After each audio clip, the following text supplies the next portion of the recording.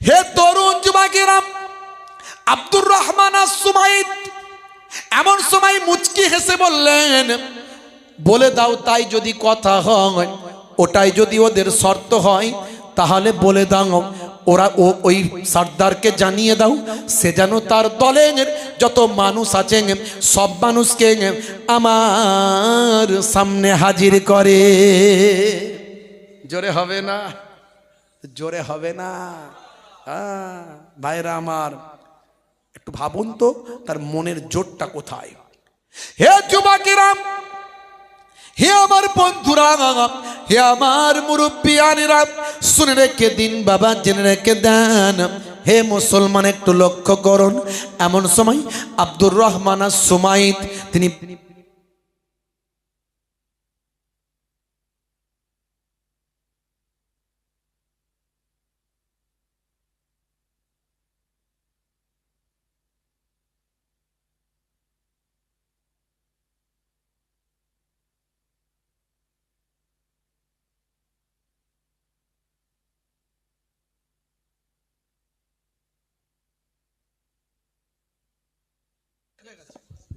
আর হয়ে গেছে অনেক। এটা ক্লিয়ার করে দিয়ে এটা বলতে হবে না বললে হবে? এটা বলবো না বললে হবে? তাহলে এটা শুনলে আবার গজল শোনা যাবে না। না, হাতে টাইম নাই আমার ভাইজান। হে তরুণ যুবকেরা, এমন সময় দেখতে পাওয়া যায় আব্দুর রহমান আস-সুমাইত মস্ত বড় আল্লাহর দ্বীনের দায়ী, আল্লাহর মাহবুব বান্দা, সেই সময় বলেছিলেন, ও দোভাষী, তুমি বলে দাও তাদের সর্দারকে, এটাই যদি তাদের শর্ত হয়, তাহলে তাদের দলের যত মানুষ আছে সবাইকে আমার সামনে যেন হাজির করা হয়।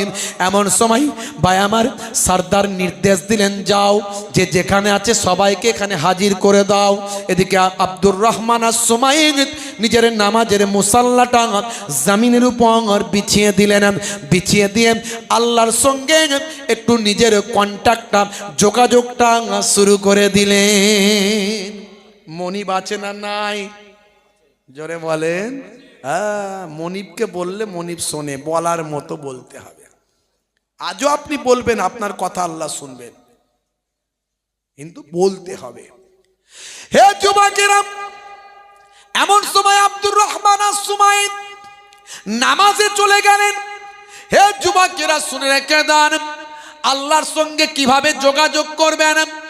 হে দুনিয়ার মানুষ, শুনে রেখে দেন, উদউ ইলা সাবিল রাব্বিকা বিল হিকমাতি ওয়াল মাউইজাতিল হাসানা।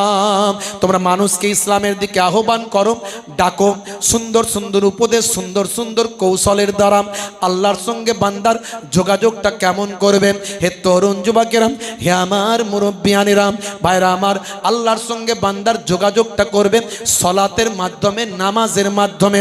হযরতে মুসা কালিমুল্লাহ ভাই আমার, তিনি আল্লাহকে বলেছেন, আল্লাহ তোকাল্লেমো মাই হাল তোকাল্লেমো আহাদা গায়রি, আপনি আমার সঙ্গে কথা বলেন আর কারো সঙ্গে কি কথা বলেন। মুসা নবী নিজের ওয়েটটা বোঝার চেষ্টা করেছিলেন। আল্লাহ বললেন, হে নবী মুসা, শুনে রেখে দাও, জেনে রেখে দাও, তোমার পরে আখেরি জামানায় একজন পয়গম্বর আসবেন। সেই নবীকে আমি আল্লাহ কত সম্মান দিয়েছি, কত ইজ্জত দিয়েছি, তার দরজা মর্তবা বুলান্দ অনেক উপরে। শুধু তাই নয়, সেই নবীর উম্মত যখন নামাজে দাঁড়িয়ে যাবে, সিজদায় যখন যাবে, তোমার সঙ্গে আমার যে কথা হয়, বাইনি ওয়া বাইনাকা ৭০ আলফা হিজাব, ৭০,০০০ পর্দার ভিতর থেকে। কিন্তু উম্মতে মুহাম্মাদি যখন নামাজে দাঁড়িয়ে গিয়ে, সিজদায় গিয়ে যখন আমি আল্লাহর সঙ্গে যখন কথা বলবে, কোনো পর্দা থাকবে না, পর্দা ছাড়া আমি আল্লাহর সঙ্গে তার কথা হবে। ওয়াস্তাইনু বিস-সাবরি ওয়াস-সালাহ, বান্দা তোরা আমার সঙ্গে যোগাযোগ কর, আমার কাছে সাহায্য প্রার্থনা কর, ধৈর্য এবং নামাজের মাধ্যমে। নামাজের মাধ্যমেই আল্লাহর সঙ্গে কন্ট্যাক্ট হয়। as-salatu মিরাজুল মুমিনিন। হে তরুণ যুবকেরা, এমন সময় আব্দুর রহমান আস-সুমাইত নামাজে সিজদায় চলে গেলেন। ভাই আমার ধীরে ধীরে ধীরে ধীরে রুকু করলেন, সিজদা গেলেন, আবার উঠলেন, আবার সূরা ফাতিহা পড়লেন, আবার তেলাওয়াত করলেন, কালামুল্লাহ পাক পড়তে লাগলেন, তেলাওয়াত করলেন, সূরা পড়লেন, আবার আস্তে আস্তে রুকু করলেন, আবার সিজদায় গেলেন, সুবহান রাব্বিয়াল আলা বলে আল্লাহকে স্মরণ করতে লাগলেন, ঝরঝর ঝরঝর করে কাঁদতে লাগলেন, আল্লাহর সঙ্গে গোপনে কথাটা বলতে লাগলেন, আল্লাহ গো আজকে আমি বড় চ্যালেঞ্জের মুখে পড়েছি, বড় শর্তের মুখে পড়েছি মাবুদ, আজকের দিনে যদি তুমি আমাকে মুখ ফিরিয়ে না নাও তাহলে আমি কার কাছে দাঁড়াবো বলো মাবুদ, তোমার দিনকে তুমি রক্ষা করো, তোমার দিনের সম্মানকে নষ্ট করো না। আজকে আব্দুর রহমান আস-সুমাইতে কোনো গুনাহ যদি তোমাকে খারাপ লাগে, কোনো কাজ যদি তোমাকে খারাপ লাগে, তার বিনিময়ে যদি তুমি আমার দোয়া কবুল না করো তাহলে এতগুলো মানুষের কাছে তোমার দিনটা ছোট হয়ে যাবে, তোমার ইসলামটা ছোট হয়ে যাবে, আজকে আমি লজ্জিত হয়ে যাব। আমার আল্লাহ আব্দুর রহমানের গোনার খাতিরে তুমি যেন তোমার দিনকে ছোট করে দিও না মাবুদ, আল্লাহ তুমি আমার দোয়াটা কবুল করে নাও। ঝরঝর করে কাঁদতে লাগলেন, সিজদায় গিয়ে ঝরঝর করে কাঁদছেন। এমন সময় দেখতে পাওয়া যায় সূর্যটা মেঘেতে আড়াল হয়ে গেল, কালো মেঘ হয়ে গিয়ে বড় বড় ফোঁটা ঝরঝর করে পানি পড়ে সেই জমিনটা ভিজিয়ে দিল। শত শত মানুষ, হে তরুণ যুবকেরা, আফ্রিকার প্রত্যন্ত এলাকার শত শত মানুষ সেই সময় আব্দুর রহমান আস-সুমাইতের কথায় মুগ্ধ হয়ে তার হাতে হাত দিয়ে আমার নবীর কালেমা পড়ে বিশ্ব নবীর শিষ্য হয়ে যায়। জোরে হবে না? সেই নামাজ আজকের আলোচনা থেকে বলে গেলাম, নামাজ ছাড়বেন না, বুঝতে পারছেন? বান্দা নামাজ পড়ো, আঁকড়ে ধরো, ছেড়ো না নামাজ জীবনে, করো না কাজা হবে যে সাজা, দোজখ ঠিকানা আখিরাতে, দোজখ ঠিকানা আখিরাতে। ফজর গেল ঘুমে ঘুমে, জোহর বেলাতে কাজ, আসর গেল তাসার আড্ডায়, মাগরিব হেলা ফেলায়। নামাজ তোমার সঙ্গের সাথী, নামাজ হলো গোরের বাতি, নামাজ বিনা এই দুনিয়ায় সবই যে বৃথা। বান্দা নামাজ পড়ো, আঁকড়ে ধরো, ছেড়ো না নামাজ জীবনে, করো না কাজা হবে যে সাজা, দোজখ ঠিকানা আখিরাতে, দোজখ ঠিকানা আখিরাতে। আল্লাহ রাব্বুল আলামিন আমাদের প্রত্যেককে নামাজি বানিয়ে দেন, বলুন আল্লাহুম্মা আমিন, বলুন আল্লাহুম্মা আমিন। কারা কারা নামাজি হবে একটু হাতটা তোলেন তো দেখি। অনেকে তুলছেন না, ক্যান্সার হতে পারে, প্যারালাইসিস হতে পারে, হার্ট অ্যাটাক হতে পারে, অ্যাক্সিডেন্টে মৃত্যু হতে পারে, সবাই তুলেছে তো? তোলেন। নারে তাকবীর, নারায়ে তাকবীর। হেফজুল কোরআনিয়া মাদ্রাসা, জোরে বলেন জিন্দাবাদ। হেফজুল কোরআনিয়া মাদ্রাসা, এই সিমলা গ্রামের হেফজুল কোরআনিয়া মাদ্রাসা, নারায়ে তাকবীর। সিলসিলা হক মুজাদ্দিদুজ জামান মাজিদে সব তথ্য পাবেন, আপনার জীবনটা ধন্য হবে। পৃথিবীর যত কিতাব আছে পড়লে জ্ঞান হয়, আর কোরআন মাজিদ পড়লে জ্ঞানও হয়। প্রত্যেকটা অক্ষরের বিনিময়ে 10টা করে নেকি আল্লাহ দেয়। পৃথিবীর বুকে যত কিতাব আছে সব রাইটার আছে, এক্সেপ্ট অনলি ওয়ান বুক, একটাই কিতাব যার কোনো রাইটার নাই, যিনি পাঠিয়েছেন তিনি হলেন মহান আল্লাহ। হে তরুণ যুবকেরা, 1450 বছর আগে কি করে লেখা থাকতে পারে আকাশ এবং জমিন সব এক? যেটা 1931 সালে মিস্টার জর্জ লেমিন্টে, জ্যোতির্বিদ বিজ্ঞানী, তিনি বলছেন আকাশ জমিন এক ছিল, বিস্ফোরণের মাধ্যমে পৃথক হয়েছে। এই কথাটা 1450 বছর আগে আল্লাহর কোরআনে কেমন করে এলো। হে যুবকেরা, পৃথিবীর মানুষ অবাক, এরকম হাজারো তথ্য কোরআন মাজিদে পাওয়া যায়। ভাইরা আমার, তরুণ যুবকেরা আমার, আপনার মোবাইলে পকেটে মোবাইলে কোরআন মাজিদ আছে। আলেম মাওলানাদের জিজ্ঞাসা করুন, ভাই আমার মাদ্রাসায় কোরআন মাজিদ অসংখ্য আছে, খুলে দেখবেন। সূরার নাম হলো সূরা আম্বিয়া, আয়াত নাম্বার হলো 30। আমার আল্লাহ বলছেন, বিসমিল্লাহির রহমানির রহিম, আওয়ালাম ইয়ারাল্লাযিনা কাফারু আন্নাস সামাওয়াতি ওয়াল আরদা কানাতা রাতকান ফাফাতাকনাহুমা। জোরে হবে না সুবহানাল্লাহ? জোরে হবে না? আওয়ালাম ইয়ারাল্লাযিনা কাফারু, আমার আল্লাহ জিজ্ঞাসা করছেন, তারা কি দেখে না? অবিশ্বাসীরা কি লক্ষ্য করে না, দেখে না? আন্না সামাওয়াত, নিশ্চয় আকাশ, ওয়াল আরদ এবং জমিন, নিশ্চয় আকাশ এবং জমিন, কানাতা রাতকান, তারা ছিল মিলিত অবস্থায়। জোরে হবে না? আল্লাহ 1450 বছর আগে বলছেন, নিশ্চয় আকাশ এবং জমিন তারা মিলিত অবস্থায় ছিল। ফাফাতাকনাহুমা, অতঃপর আমি আল্লাহ তাদেরকে পৃথক করে দিয়েছি। দেখেছেন? এরকম অসংখ্য উদাহরণ কোরআনে আছে। মুসলিম তুমি নামে হলে আজ কামে হলে না ভাই। মুসলিম দেখো অপরাধে কেন লিপ্ত হয়? মুসলিম তুমি কোরআন হাদিস পড়তে জানো না। মুসলিম দেখো অপরাধে লিপ্ত কেন হয়? মুসলিম তুমি কোরআন হাদিস পড়তে জানো না। মুসলিম তুমি অপরাধে লিপ্ত হয়ো না। মুসলিম তুমি নামে হলে আজ কামে হলে না ভাই। মুসলিম দেখো অপরাধে লিপ্ত কেন হয়? বমে বারুদে নেশার তালায় হবে না কারো সাথী। সালাউদ্দিন আর তাগুলের তুমি যে উত্তরসূরি। ব্যঙ্গ কার্টুনে ব্যঙ্গ সিনেমায় নবীর সম্মান কমে না।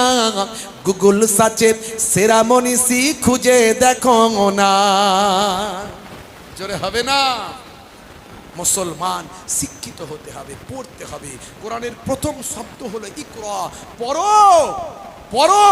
আর প্রত্যেকটা দেখবেন রাজনীতির দলের প্রথম লড়াইয়ের জায়গায় মার খাওয়া আর মরা, মার খাওয়া আর মরা, সবচেয়ে আগে দেখবেন মুসলমানের নাম। এই যে সামনে বিধানসভার ভোট আসছে, দেখবেন যত লোক মরে যাবে তার থেকে বেশি নাম পাবেন মুসলমানের। বড় দুঃখ লাগে, বড় অবাক লাগে। এই কথাগুলো আমরা বলি বলে আমাদের শত্রু বাড়ে না কমে? বলুন তো দেখি, বলে বাড়ে না কমে? তারপরেও আমরা বলতে কি পিছপা হচ্ছি? হয়নি। জানের মায়া করি না। কে মেরে দেবে, কে কি করবে দেখার দরকার নাই। কওমকে বাঁচাতে হবে। আমার এই ঘুমিয়ে থাকা কওমকে জাগাতে হবে। আর কতদিন মার খাবে? আর কতদিন মার খাবে? দেখো না, অন্যদের দেখে একটু শিখে নাও। ভাইরা আমার, যত কিছুর গন্ডগোলে দেখবেন মুসলমানকে আগে ঠেলে দেওয়া হয়। ক্ষমতা অন্যজন নেবে আর মার খাবে মুসলমান। এখনো মুসলমান আমরা বুঝি না। ভাইরা আমার, এর জন্য আপনাকে আমাকে সন্তানগুলোকে সুশিক্ষায় শিক্ষিত করতে হবে। আজ আমার আপনার ঘরের সন্তানগুলো কম্পিটিশন করে ডিএম হচ্ছে, এসডিও হচ্ছে, আইএস আইপিএস হচ্ছে, ডব্লিউবিসিএস অফিসার হচ্ছে। আলামিন মিশনের মতো মিশন, ভাই আমার, তার পেছনে অনেকে শত্রুতা শুরু করে দিয়েছে। কারণ তারা বুঝতে পেরেছে সুকৌশলে আলামিন মিশনকে দমিয়ে দিতে হবে। কারণ এই মিশন থেকে প্রত্যেক বছর 500 করে ছেলে ডাক্তার হচ্ছে। মুসলমানদের গ্রোথকে নষ্ট করতে গেলে, আলামিন মিশনকে পেছনে টানতে গেলে কিছু মুসলমানকে ভিড়িয়ে দিচ্ছে। দেখবেন কিছু মুসলমান আলামিন মিশনের বিরুদ্ধে ষড়যন্ত্র করছে, বদনাম করছে। ভাই, একটা বিরাট প্রতিষ্ঠানের কিছু ভুল ভ্রান্তি থাকতে পারে, তার ভালো দিকগুলো দেখো, ভুল দিকগুলো যেগুলো মনে হয় তাদের লোককে গিয়ে জানিয়ে দাও। আপনি ভাববেন মনে হয় আলামিন মিশন থেকে হুজুরকে কিছু বলেছে নাকি বলার জন্য। না ভাই, না না না, আমার মেয়ে সেখানে পড়ে, আমি ফুল পয়সা দিয়ে পড়াই এবং 1 বছরের পয়সা আগে দিয়ে দিই অ্যাডভান্স। আমার মনে হয় এখানে দেওয়া দরকার। এটা আমাদের গর্ব। আলামিন মিশনকে দেখে পশ্চিমবঙ্গে এখন শত শত মিশন তৈরি হয়েছে। তারা মুসলিম সমাজকে আজকে আইএস আইপিএস ডব্লিউবিসিএস তৈরি করছে। আর কিছু মানুষ সামান্য ভুল ত্রুটি খুঁজে পাক বা নাই পাক এইরকম পেছন ধরে টানছে।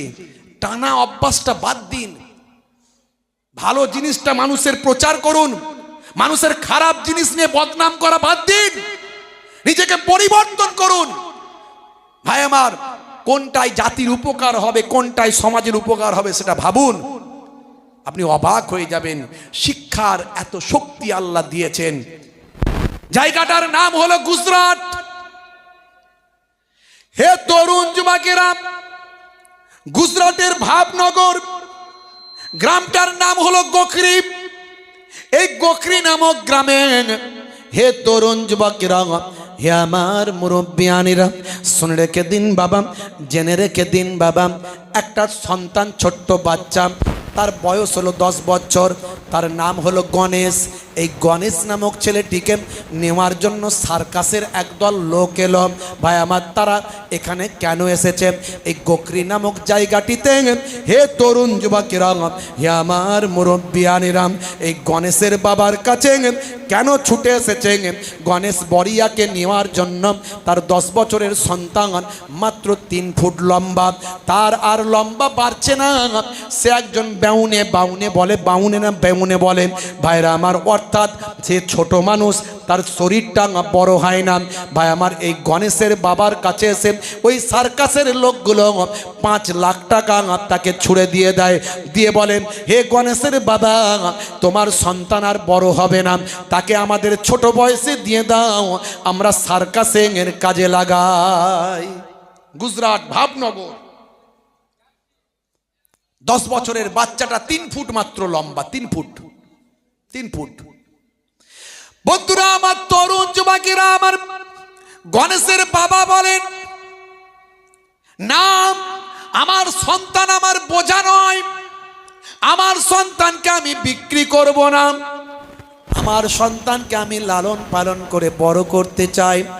আমার সন্তান কোনো আমার কাছে বোঝা নয় যে আমার সন্তানকে গরু ছাগলের মতো বিক্রি করতে হবে 5 লাখ টাকার বিনিময়ে। হে সার্কাসের লোকেরা, শুনে রেখে দাও, জেনে রেখে দাও, তোমরা ভুল জায়গায় এসেছ। এটা গণেশের বাপ আমি আমার সন্তান বেউনে বলে আমার সন্তান, ভাই আমার ওই ছোট বলে আমার সন্তান, ভাই আমার লম্বা হয়নি, তার চেহারা বাড়েনি বলে এর জন্য আমার সন্তান আমার কাছে বোঝা নয়, আমার সন্তান আমার স্নেহের, আমার সন্তান আমার ভালোবাসার।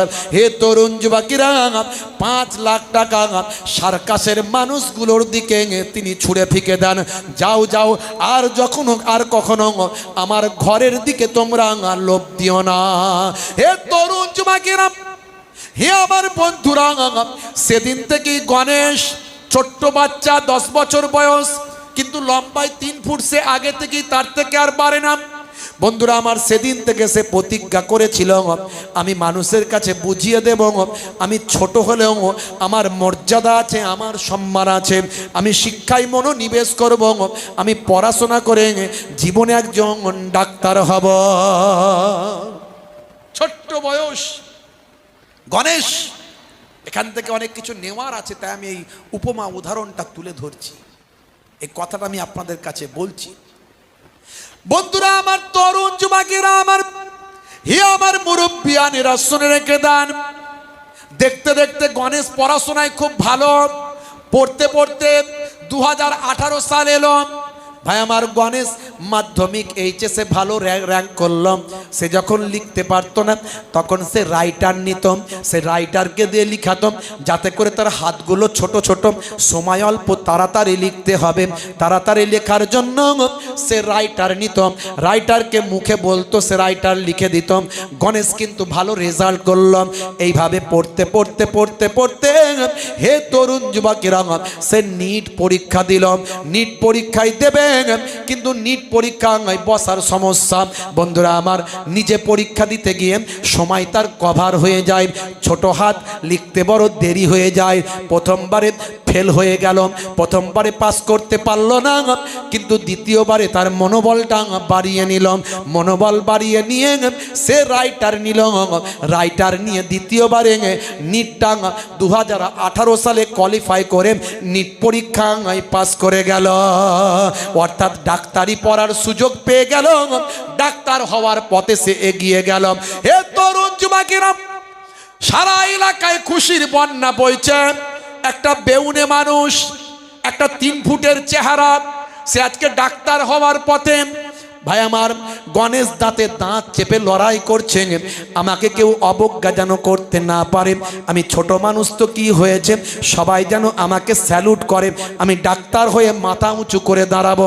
হে তরুণ যুবকেরা, হে আমার মুরব্বিয়ানেরা, কিন্তু মেডিকেল ভাই আমার, যে মেডিকেল কাউন্সিল যেটা ভাই আমার অ্যাডমিশনের সময় তারা বলল না না, এই রকম ছেলেকে মেডিকেলে ডাক্তারিতে অ্যাডমিশন দেওয়া হবে না, যার চেহারাটা এত ছোট যে বেঞ্চ পর্যন্ত উঠে দাঁড়াতে পারে না, সে আবার কেমন করে ডাক্তার হয়ে রুগী দেখবে।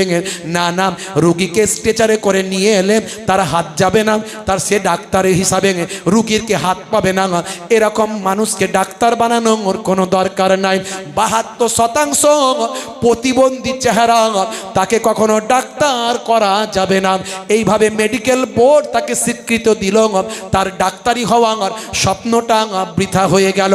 হে তরুণ যুবকেরা, তখন তার টিউশনের যিনি টিচার ছিলেন এবং তার পরিচিত আইনজীবী যিনি ছিলেন, সেই আইনজীবী এবং টিউশনের টিচার তার মনোবলটা বাড়ালো, গণেশের বাবাকে উজ্জীবিত করলো। চিন্তা করো না, চলো হাইকোর্টে মামলা করি।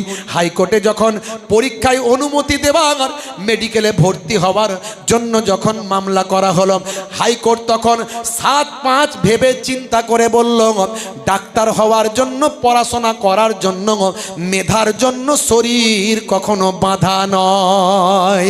মেডিকেল বোর্ডকে বলল ভর্তি নেবার জন্য, হাইকোর্ট নির্দেশ দান করল। হে তরুণ যুবকেরা, পরবর্তীকালে তিনি প্রত্যেকবারে নিজের রাইটার নিয়ে ভাই আমার পরীক্ষাগুলো দিলেন। অল্প কিছুদিনের মধ্যে তিনি ডাক্তার হয়ে গেলেন। এমবিবিএস ডাক্তার আজকে হয়ে গিয়েছেন 2023 সালের পর।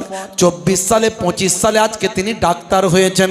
ভাবনগর ভাই আমার টি মেডিকেল কলেজ, সেই ডাক্তারখানায় ভাই আমার হসপিটালে এই ডাক্তার গণেশ যখন যায়, দেখতে 3 ফুট মাত্র চেহারা, গলায় স্টেথোটা যখন ঝুলিয়ে দেন, সাদা অ্যাপ্রন পরে যখন খাটখাট খাটখাট করে যখন হসপিটালের দিকে যখন হেঁটে যায়, লোকে অবাক, এতটুকু একটা বাচ্চা ছেলে কে কে গলায় দেখা যায় স্টেথোটা ঝোলানো আছে। দেখে বুঝতে পারা যায় এটা ছোট কোনো বাচ্চা নয়, 25 বছর তার বয়স হয়েছে। আজকে তিনি এমবিবিএস ডাক্তার হয়ে ভাবনগর টি মেডিকেল কলেজে চাকরি করছেন ডাক্তার হিসাবে। সেখানে অ্যাপয়েন্টমেন্ট নিয়ে বড় বড় ডিজিজের চিকিৎসা করেছে।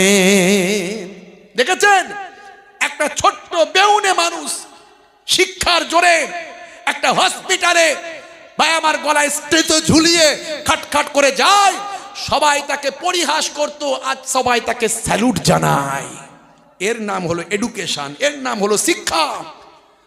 আল্লাহর নবী বলছেন, তালাবুল ইলমি ফারিদাতুন কুল আলা কুল্লি মুসলিমিনা মুসলিমাত। প্রত্যেকটা পুরুষ নারীর জন্য জ্ঞান অর্জন করা হলো ফরজ। কোরআনের প্রথম শব্দ হলো ইকরা, পড়ো। ইসলামে শিক্ষার কত গুরুত্ব দেয়া হয়েছে। নবী বলেছেন, উতলুবুল ইলমা মিনাল মাহাদে ইলাল লাহাদ। তুমি তোমার মায়ের কোল থেকে মৃত্যুর কোল পর্যন্ত শিখতে থাকো, শিখতে থাকো। জোরে বলুন সুবহানাল্লাহ। আজকে মুসলিম সমাজ আলহামদুলিল্লাহ আগের থেকে শিক্ষায় এগিয়েছে। আপনি ভাবছেন পড়াশোনা করে কি হবে, চাকরি তো নাই।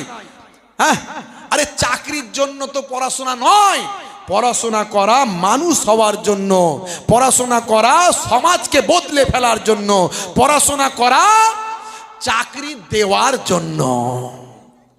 আপনি একটা বড় ব্যবসা করে হাজার হাজার ছেলেকে চাকরি দিতে পারবেন যদি আপনার মধ্যে সে শিক্ষা থাকে।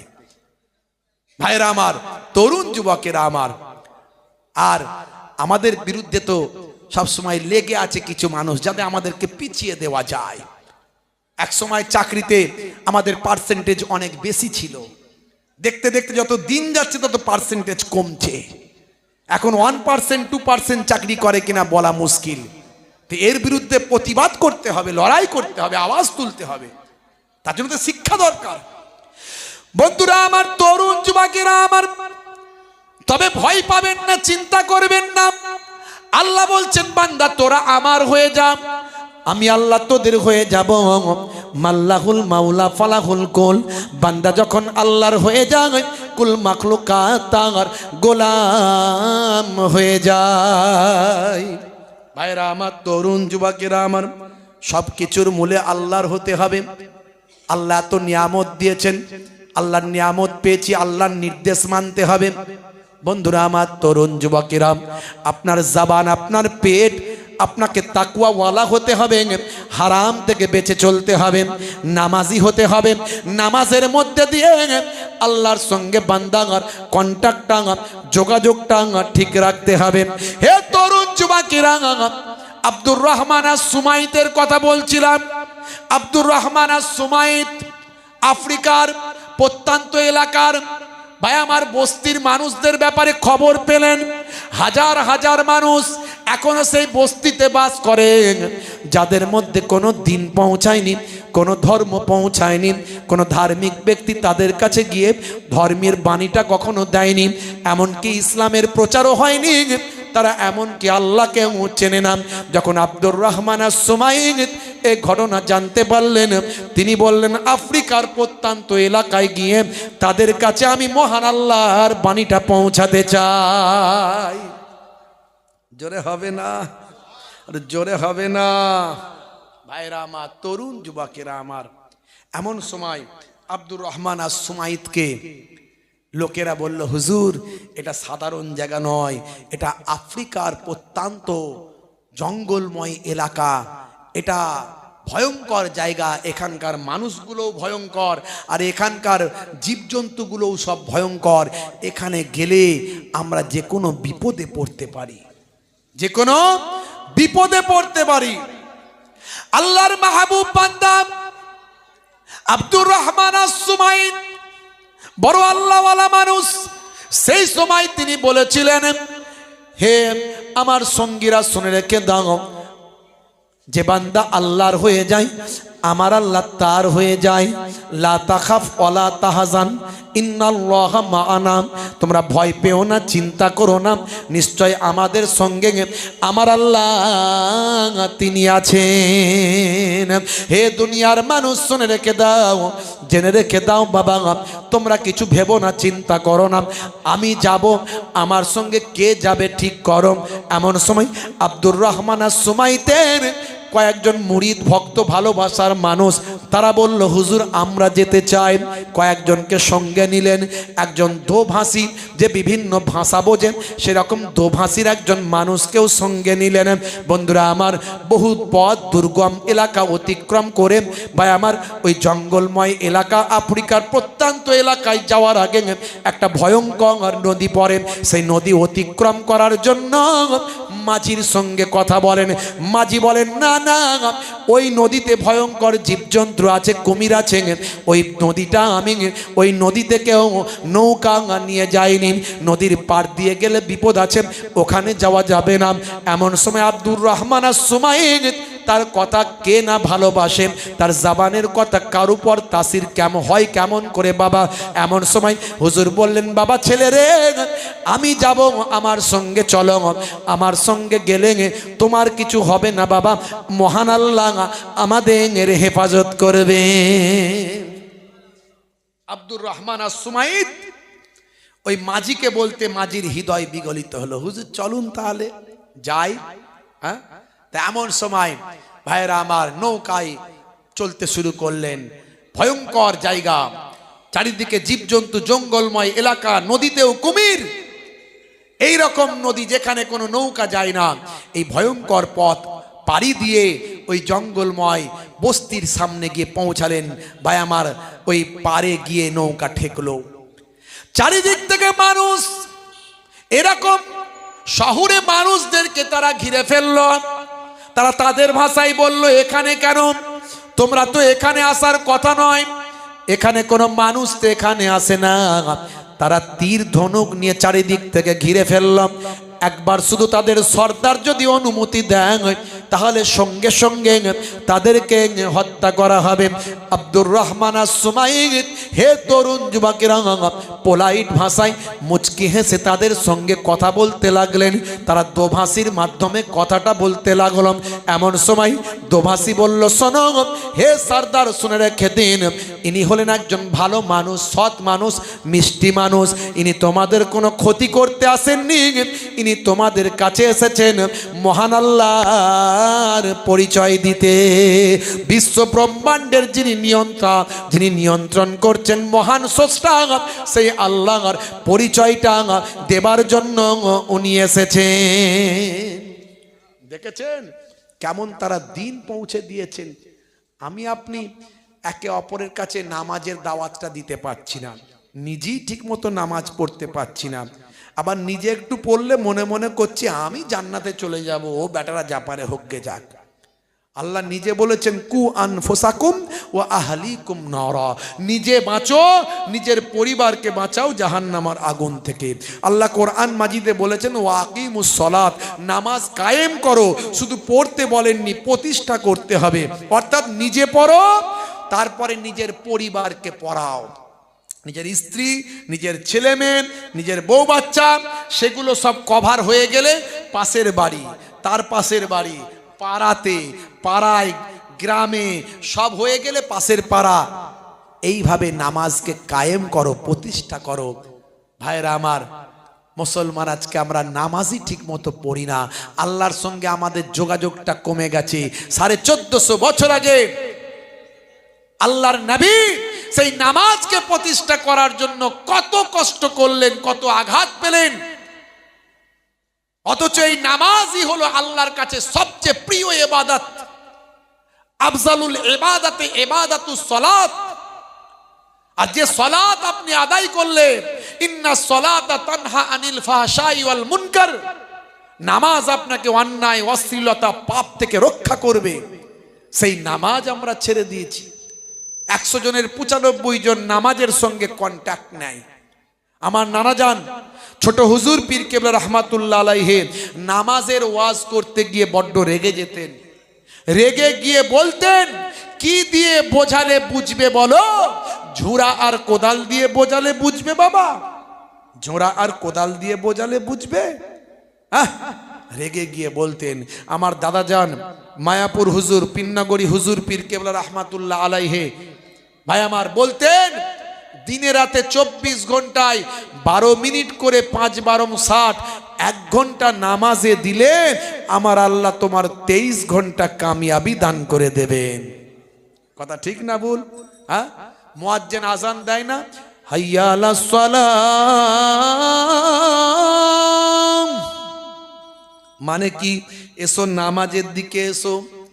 নামাজে এলে কি লাভ হবে? আমরা তো সবেতে লাভ খুঁজি। হ্যাঁ, বাজারে গেলে পেস্ট কেনার দরকার, মাজন কেনার দরকার। দোকানদারকে আমার চাচা জিজ্ঞাসা করছে, হ্যাঁ গা, এই কোন মাজনে ফ্রি আছে বলতো ভাই, কোন মাজনে ফ্রি আছে? আগে ফ্রির খবরটা নিয়ে নিচ্ছে, কতটা সেটা দাঁতের উপকার কি ক্ষতি ওটা দেখছি না। এই জন্যই তো ভেজাল মাল আমাদের দেশে বেশি চলছে। কথা ঠিক না ভুল? ভেজাল মাল খরচা কম, ফ্রি মাল মেরে দিলেই বিক্রি হয়ে যাবে। কথা ঠিক না ভুল বলেন? হ্যাঁ ভাইরা আমার, তা এখন মা আনতে পাঠিয়েছে বাচ্চাকে, তেল আনতে পাঠিয়েছে, তেল, যা তোর কাকার দোকান থেকে 10 টাকার সরষের তেল নিবি আর বলবি ফ্রিটা যেন দেয়, ফ্রিটা যেন দেয়। তো বাচ্চা ছেলে, ছোট ছেলে কি করবে? 10 টাকার তেল নিয়ে নিয়েছে, পুরো শিশি ভর্তি হয়ে গেছে। এখন ফ্রি নেওয়ার জায়গা নাই, কিন্তু মা বলেছে ফ্রি নিতে। এখন বাচ্চা ছেলের মন কি করবে? বলছে চাচা ফ্রি দাও। বলছে ফ্রি নিবি কোথায়? বলছে দাঁড়াও ফ্রি নিচ্ছি। ও সরষের তেলের যে শিশিটা, ও তার পেছন দিকটা দেখবে ঢোকা মতো একটু। বলছে চাচা এইখানটাই দাও। বলে ও কি করলো, উল্টে দিয়ে এখানটাই দিল, যা তেল ছিল সব পড়ে গেল। মানে ফ্রি নিতে গিয়ে আসল শেষ। সবসময় ফ্রি নিলে আসল শেষ। বিপদ বাড়বে, কমবে না। কথা ঠিক না ভুল ভাইরা আমার? এই জন্য জ্ঞান বিবেক বুদ্ধি দিয়ে আমাদের গবেষণা করতে হবে। তবুও আমরা কিন্তু একটু ফ্রি চেতার মানুষ। আল্লাহ জানে যে এরা কিছু লাভ টাভ পেতে চায়, তাই মুয়াজ্জিনকে আল্লাহ বলছে বলো নামাজে এলে কি লাভ হবে। তখন মুয়াজ্জিন বলছে হাইয়া আলাল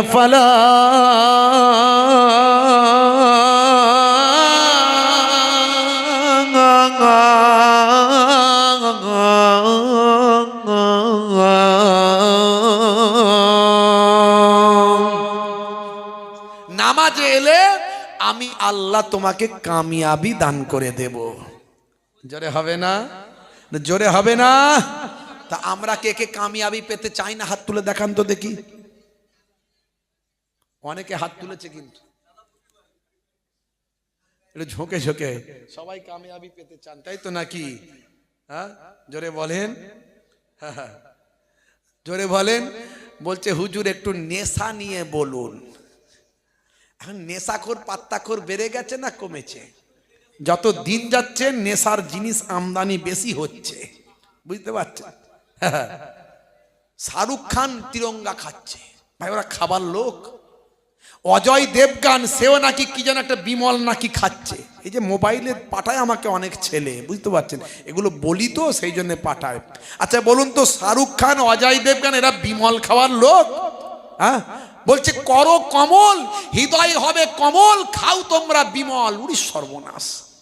হ্যাঁ, আর মুসলমানের ছেলে মনে মনে করছে সত্যি আমার হৃদয়টা মনে হয় কমল হয়ে যাবে, আমি বিমল খাই। বিমল খাচ্ছে, নেশা করছে। হ্যাঁ, মদের নেশা, বিড়ির নেশা। দেখবেন কি যে ওরা পায়, খালি মুখ দিয়ে টানে, নাক দিয়ে ছাড়ে, মুখ দিয়ে টানে, মানে ধোঁয়াটাকে ভিতর দিয়ে শুধু ঘোরাচ্ছে। ওর মধ্যে যে কি আছে মেশিন আল্লাহই জানে। ও জানে না আমাদের ভিতরটা লাল। আমাদের ভিতরটা ডাক্তারদের জিজ্ঞাসা করবেন, ওরা ইন্টার্নশিপে অনেক কিছু করে, সব কোথায় কি আপনার অর্গানগুলো আছে, কলকবজা আছে, সব দেখে। ওদের দেখতে হয় পড়াশোনা করতে গেলে, এমন অনেক বডি আছে। তো ওরা ওদেরকে জিজ্ঞাসা করবে না আমাদের ভিতরটা হলো লাল। এই যারা বিড়ি সিগারেট ঘন ঘন খায়, এদের ভিতরটা এই লাংস ফুসফুস সব কালো হয়ে যায়। স্বাস্থ্যের জন্য কত ক্ষতি। 1450 বছর আগে আল্লাহর নবী বলেছেন কুল্লু মুসকিরিন হারাম, প্রত্যেক নেশা হলো হারাম। আমার নবী বলেছেন নেশা হারাম। কোরআন মাজিদে আল্লাহ বলেছেন অপচয় খরচাকারী শয়তানের ভাই। এই যে অপচয় খরচা করছেন, এগুলো শুধু শুধু নষ্ট করছেন, পয়সার অপচয় করছেন। তারপরে তো free fire, PUBG, online game, মোবাইলে তাস, মোবাইলে জুয়া, মোবাইলে ক্যারাম বোর্ড, ঘন্টার পর ঘন্টা চালিয়ে যাচ্ছে, সব শয়তানের ভাই। আমার আল্লাহ কোরআন মাজিদে জানিয়ে দিয়েছেন অপচয় খরচাকারী, নষ্টকারী ভাইরা আমার, তারা সব শয়তানের ভাই।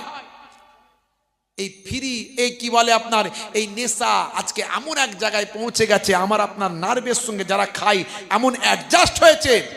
যারা বিড়ি খায়, সিগারেট খায়, দেখবেন এরা টয়লেটে গেলে ওপরের ধোঁয়া না মারলে নিচের মাল ক্লিয়ার হয় না, এমন এমন লোক আছে। মানে নার্ভের সঙ্গে এমন সেটিং হয়ে গেছে।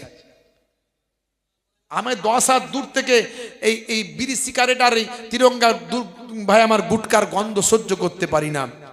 মানে যেদিনে জলসা থাকে, কমিটির ছেলেদের টেনশন বাড়ে না কমে, মারাত্মক বেড়ে যায়। আবার হুজুর যদি একটু আসতে লেট করে, ওদের গা দিয়ে ঘাম ঝরে তখন।